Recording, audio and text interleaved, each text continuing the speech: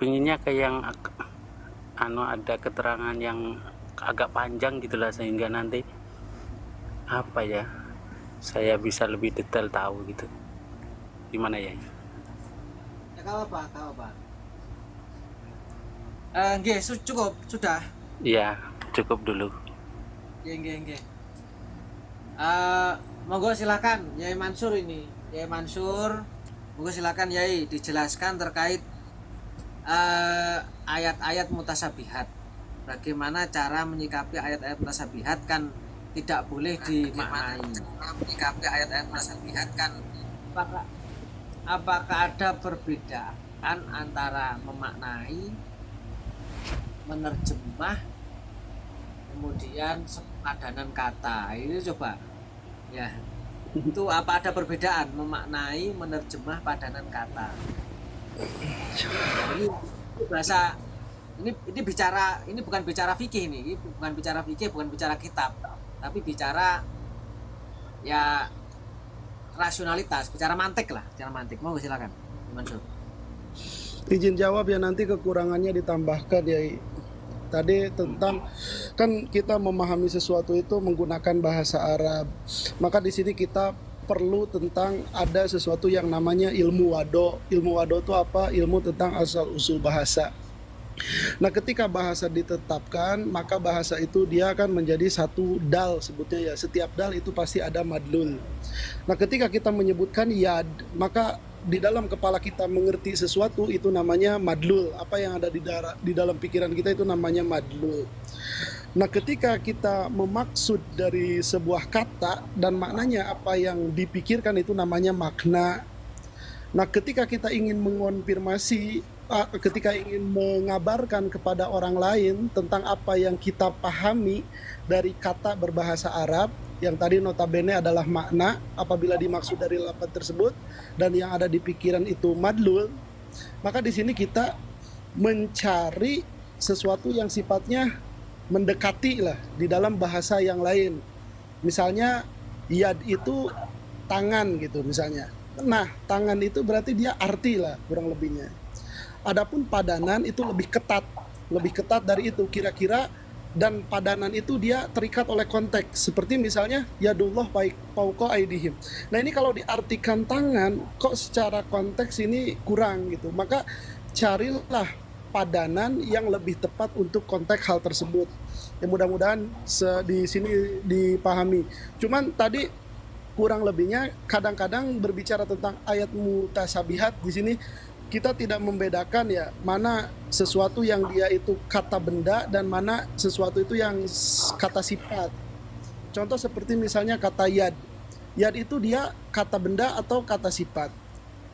Kalau misalnya dia itu kata tunggal, kata yad berarti dia itu kata benda. Artinya di dalam bahasa Indonesia berarti tangan. Nah, kata benda apabila ditetapkan semacam itu, maka hal yang pertama, madlul di dalam pikiran kita itu adalah jawarih maklumah, anggota badan yang diketahui.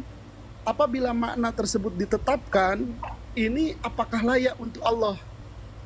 Oleh karenanya ulama yang dia itu mau memaknai ayat tersebut, maka mentafsirkannya bukan menjadi kata benda lagi, tetapi menjadi kata sifat. Kalau yad misalnya ditafsirkan menjadi kuah. Nah, cuma nanti hujahnya ada nggak di dalam bahasa Arab? Oh, ternyata ada di dalam uslub-uslub bahasa Arab. Maka kuah itu dia padanan yang layak dan tepat, atau kekuatan atau menguasai yang tepat untuk kata yad. Nah, ala kulihal untuk berbicara tentang persoalan ini ya tadi ya harus ada penguasaan tentang konsep bagaimana terciptanya sebuah bahasa dan penggunaan, ya kurang lebihnya semacam itulah untuk pengantar.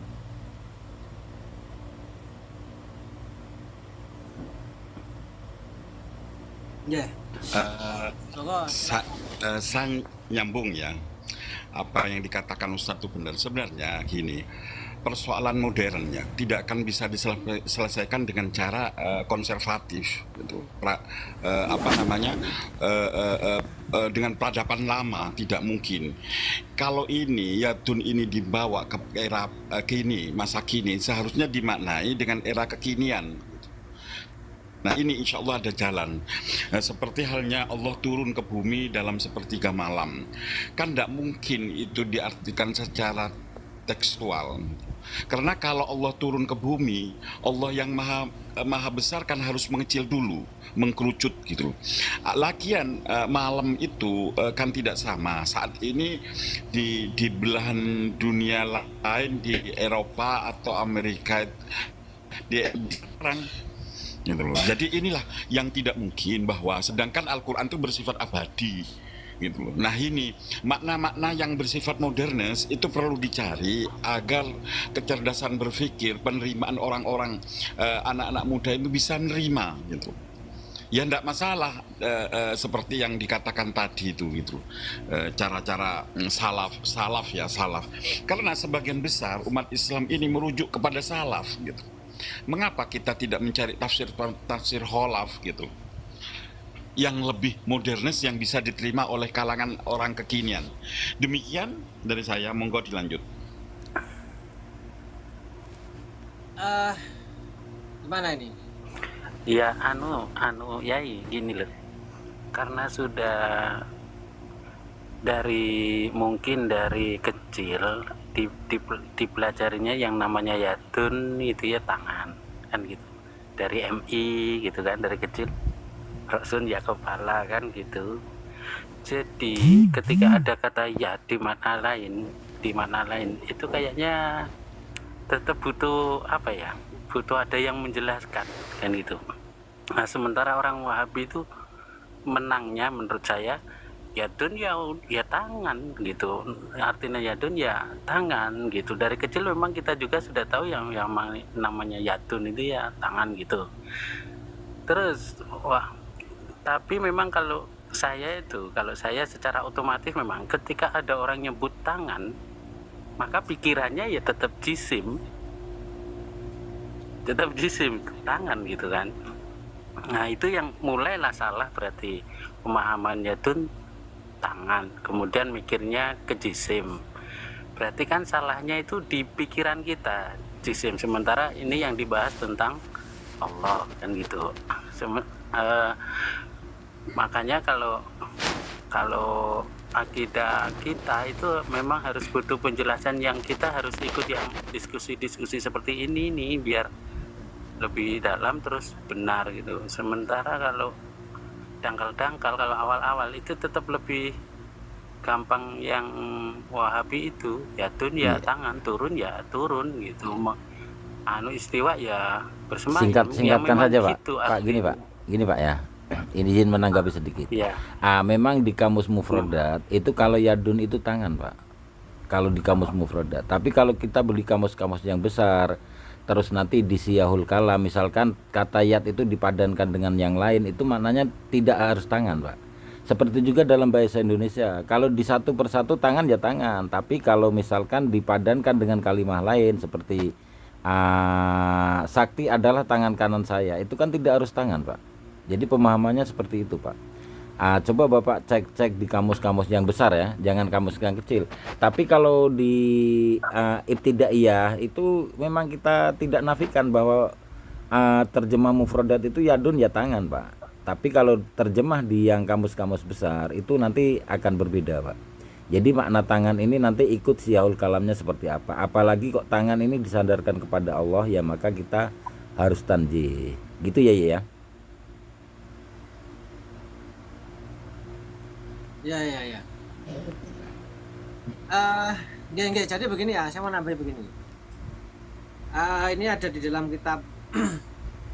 Sebenarnya begini, apa sih ayat-ayat mutasyabihat itu apa toh? Di dalam kitab Ahlussunnah Al-Asy'ariyah itu disebutkan begini. Maja'a fil Qur'ani wasunnati as-sahihati al-masyhurati minan nusus allati yuhimu dhahiruha musyabihatallahi ta'ala li khalqihi. Ayat mutasyabihat itu adalah jadi nas-nas hadis dan Al-Qur'an ya, nas Al-Qur'an dan hadis yang dimana dohirnya ayat itu atau dohirnya hadis itu punya pengertian seakan-akan menyerupakan Allah dengan makhluk.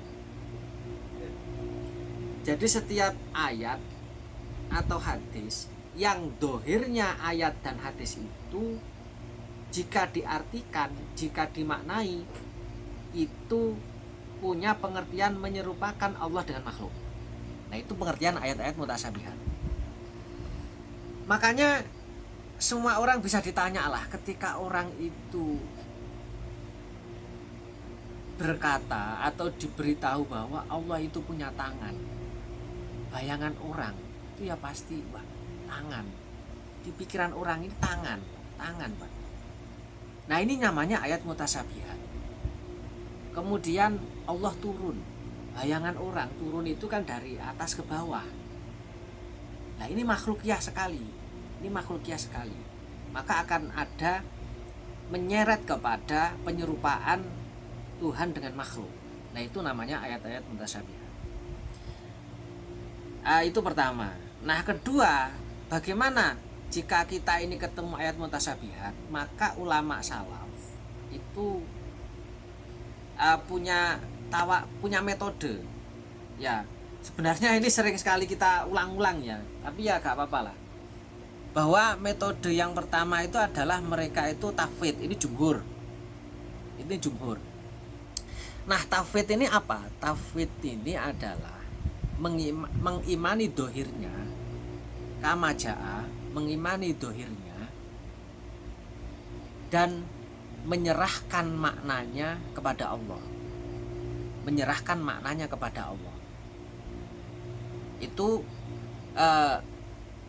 tafwid. Nah, apa tujuannya? Tujuannya agar kita tidak terjerumus kepada tasbih, agar tidak terseret kepada tasbih. Nah, yang kedua, kalau tidak mau mentafwid, ada lagi. Ini juga mangkul minas sahabah, takwil. Yang takwil yang yalikubih, bukan takwilnya mukhalifin, tapi takwil yang yalikubih. Karena takwil ini nanti ada dua, ada takwil yang yalikubih, ada takwil yang mukhalif. Nah, takwil yang yalikubih itu bagaimana? Ya, kita melihat penjelasan seperti takwilnya Sayyidina Ibnu Abbas, kemudian takwilnya Sayyidina Ali, kemudian takwil Sufyan Ats-Tsauri, sebagaimana dijelaskan di kitab Al-Qurtubi dan lain sebagainya. Banyak sekali di sana contoh-contoh bagaimana ulama salaf itu mentakwil ayat-ayat mutasyabihat. Banyak sekali contoh-contohnya di sana, plus penjelasannya. Sehingga dua metode ini sama-sama mangkul minas sahabah, sama-sama diriwayatkan dari para sahabat dan ulama salaf, artinya sama-sama bisa dipertanggungjawabkan.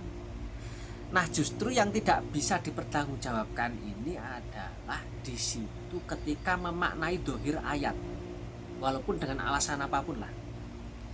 Karena apa? Karena kalau dimaknai dohirnya ayat nanti akan berseberangan, akan bertabrakan, akan bertentangan dengan apa yang disampaikan oleh ulama salaf itu sendiri.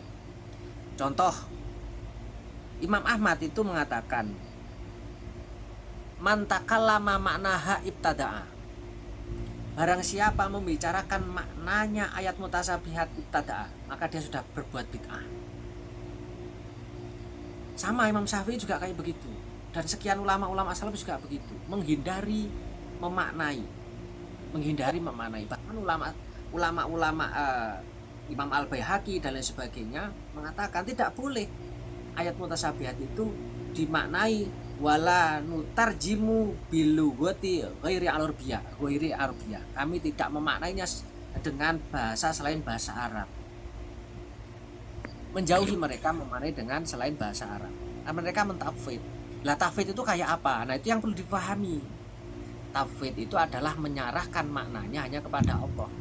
Ketika ada kata yadun diartikan tangan, ini yang tidak bisa dipertanggungjawabkan, Pak. Ini nggak ada landasannya apa ini?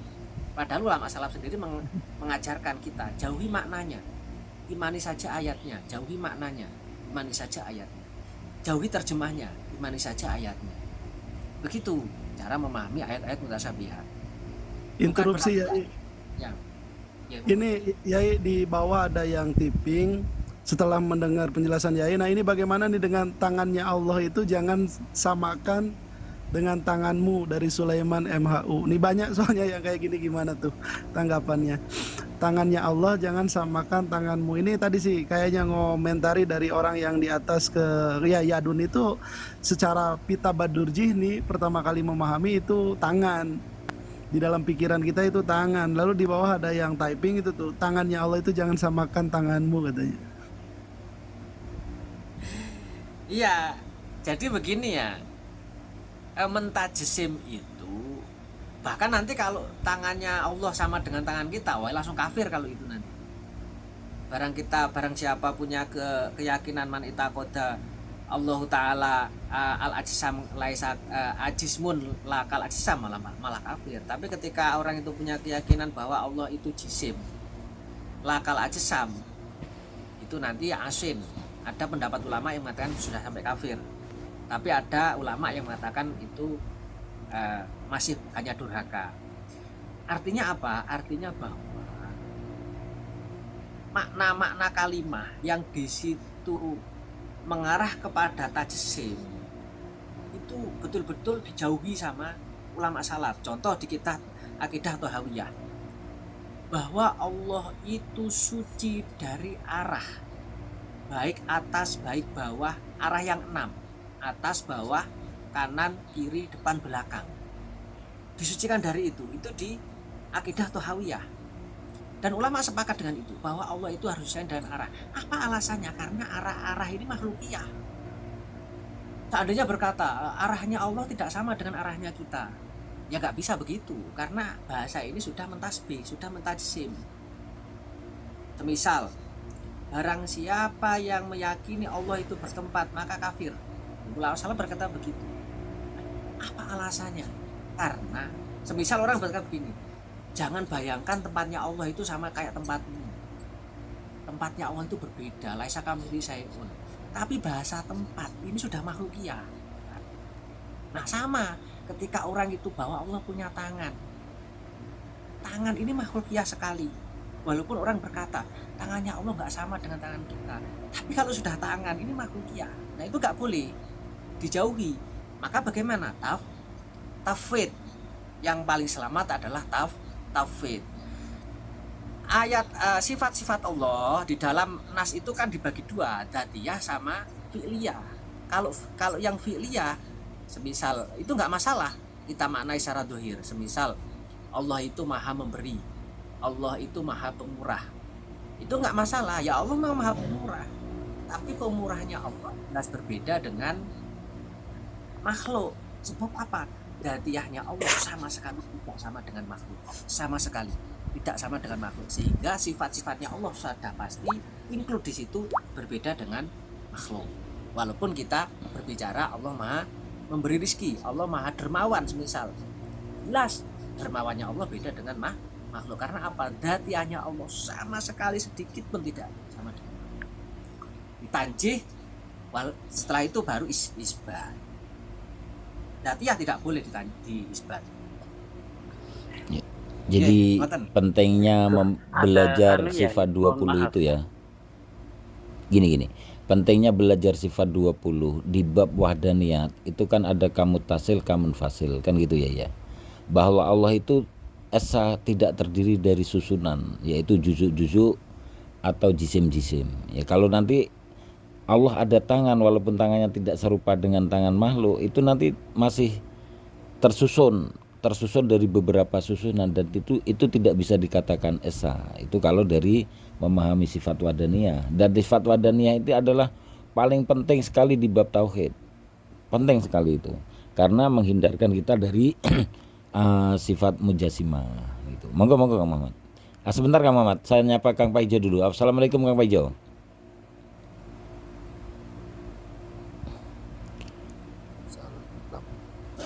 Iya. Betul ya Kang Mansur ya?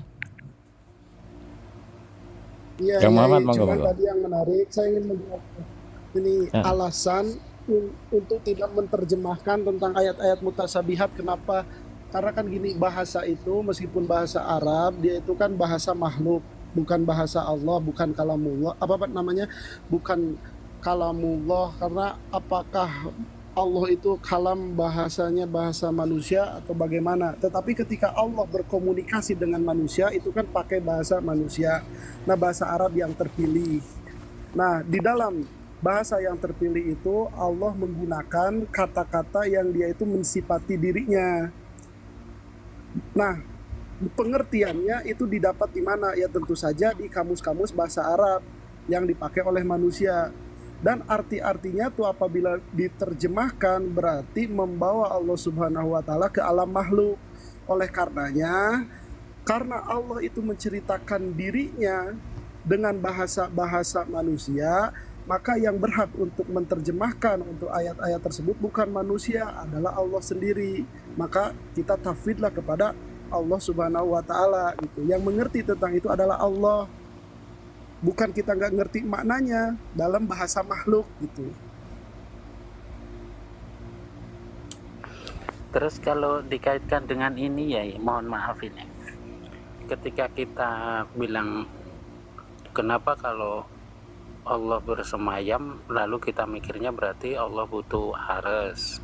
Kemudian kalau Allah di atas berarti Allah butuh arah, kan gitu.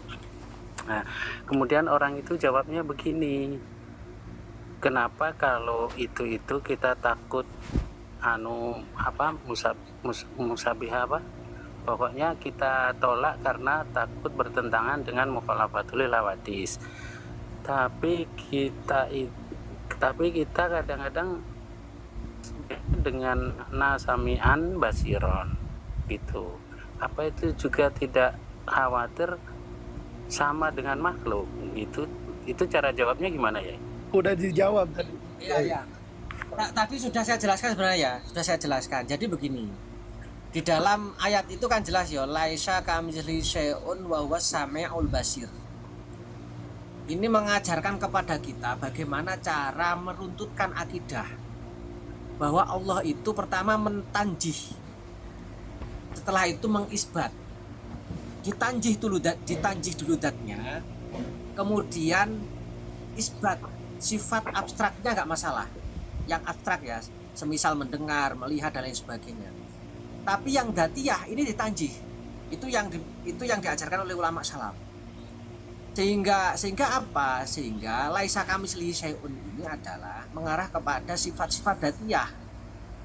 Ya, semisal tangan, semisal turun, semisal wajah, semisal bersemayam, itu nggak boleh kayak begitu, itu nggak boleh.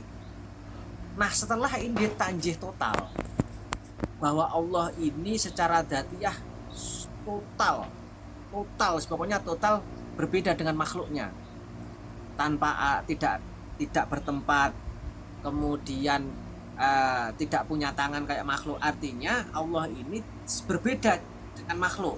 Kalau makhluk ini kan punya tangan, butuh tempat, tahayus, membutuhkan ruang kosong dan lain sebagainya. Allah berbeda dengan itu semuanya.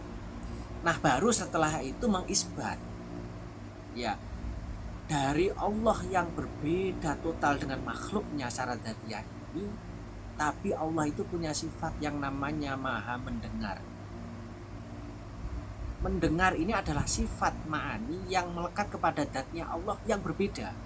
Sudah laisa kamitslihi syai'un, maka otomatis sifat ma'ani ini juga laisa kamitslihi syai'un. Itu sudah otomatis. Itu yang diterangkan di kitab begitu ya, yang diterangkan di kitab begitu.